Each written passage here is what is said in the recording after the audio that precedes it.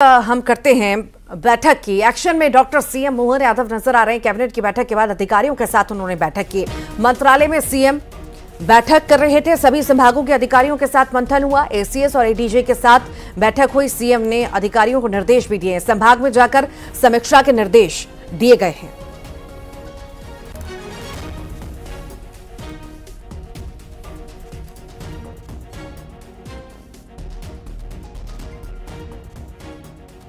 को हम देखें, कई सारे मुद्दों को लेकर के चर्चा जो है इस बैठक में हुई होगी और विभागों के बंटवारे को लेकर ऐसा कयास लगाए जा रहे थे कि इस बैठक में मंथन होगा, पर ऐसा कुछ होता हुआ दिखाई दिया नहीं।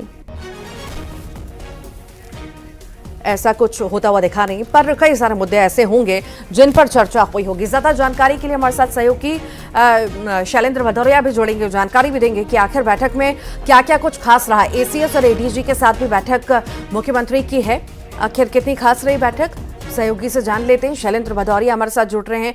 शैलेंद्र, खास बैठक कैबिनेट की, सीएम ने यह बैठक ली है, कितनी खास ये बैठक रही? एसीएस एडीएस के साथ भी बैठक, आखिर वो भी कितनी खास, विस्तार से बताइए।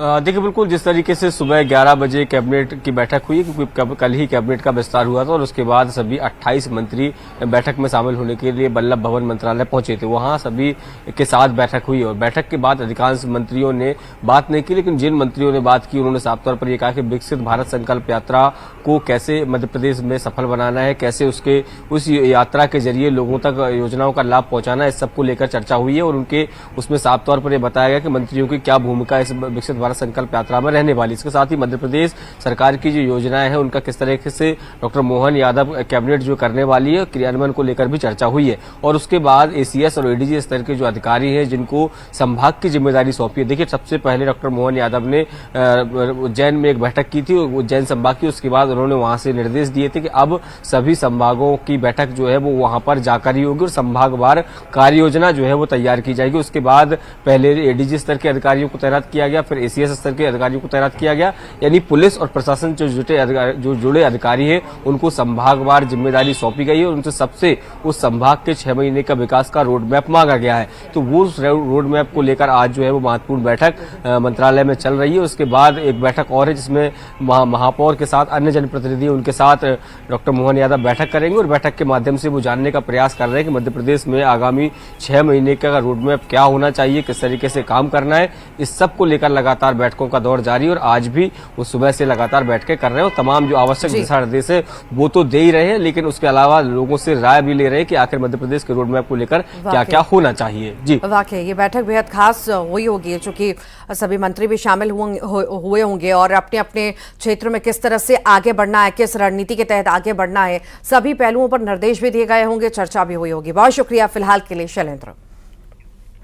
विधानसभा चुनाव में मिली करारी हार के बाद भोपाल में हो रही कांग्रेस की मंथन में सामने आया कि गुटबाजी और भीतरघात के चलते पार्टी हारी है। बड़े नेताओं के सामने जिला अध्यक्ष और जिला प्रभारियों ने अपनी बात रखी और पार्टी को नुकसान पहुंचाने वालों की शिकायत हुई।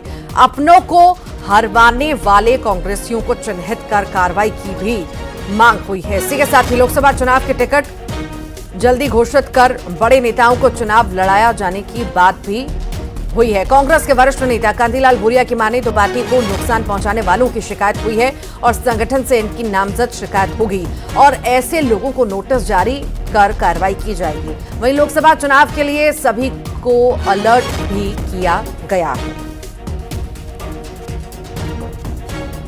कई लोगों ने बताया है कि पर उसकी भी बना जो प्रत्याशी थे हमारे जो हारे हैं और जो कांग्रेस वालों ने भीतरघात किए उसका नाम और उसका मैंने शिकायत उनके प्रभारी हमारे उनको दी है और उसको मैंने आधार पर उनको नोटिस जारी होगा और जारी करने के बाद उसका संतोषजनक जवाब दिया तो उनके खिलाफ कार्रवाई करने की बात कर रहे हैं। और वहीं अब आपको बताते हैं कि एक अनोखे हनुमान मंदिर के बारे में बताने जा रहे हैं। यह मंदिर गुजरात के सारंगपुर में है और इसकी मान्यता कष्टभंजन हनुमान मंदिर के रूप में है।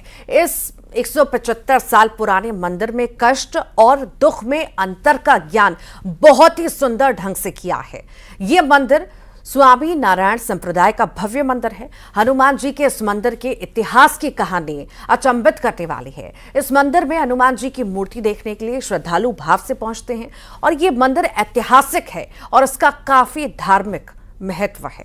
देखिए।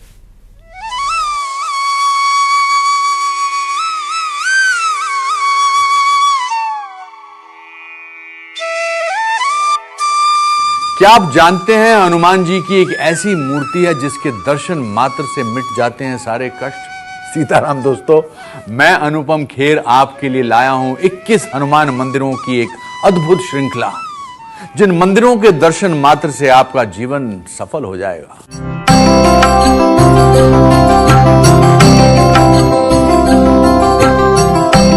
आज हम बात करते हैं सारंगपुर के श्री कष्टभंजन हनुमान मंदिर के बारे में, जहां पे हनुमान जी के दर्शन से आपके सारे कष्ट दूर हो जाएंगे। श्री कष्टभंजन हनुमान मंदिर गुजरात के सारंगपुर में स्थित स्वामी नारायण संप्रदाय के वड़तल गढ़ी का भव्य मंदिर है। यहाँ विराजमान मूर्ति की परिकल्पना आज से 175 वर्ष पूर्व सदगुरु गोपालानंद स्वामी जी ने इस भाव से की थी कि यहाँ जो भी आए उसका कष्ट दूर हो जाए, और इसी प्रेरणा के साथ उन्होंने इस प्रतिमा की प्राण प्रतिष्ठा की। बताया जाता है कि जब ये मूर्ति बनकर तैयार हो गई, तब संत गोपालानंद स्वामी जी ने जैसे ही मूर्ति को अपनी छड़ी से स्पर्श किया, वो मूर्ति हिल गई।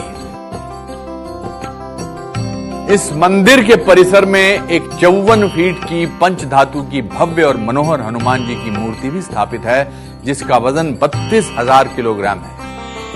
इस मंदिर की एक और विशेषता है कि यहां भारत का सबसे बड़ा भोजनालय है, जहां एक साथ 8,000 लोगों को भोजन कराया जा सकता है। यहां पर मानसिक रूप से पीड़ित लोगों को इलाज के लिए भी लाया जाता है। जब हमें बुखार या अन्य कोई शारीरिक रोग होता है तो हम उसकी दवाई लेते हैं, जिससे रोग ठीक हो जाता है। वैसे ही जब हमारी आध्यात्मिक ऊर्जा कम होती है तो हम पागलों जैसे बौखलाने लगते हैं।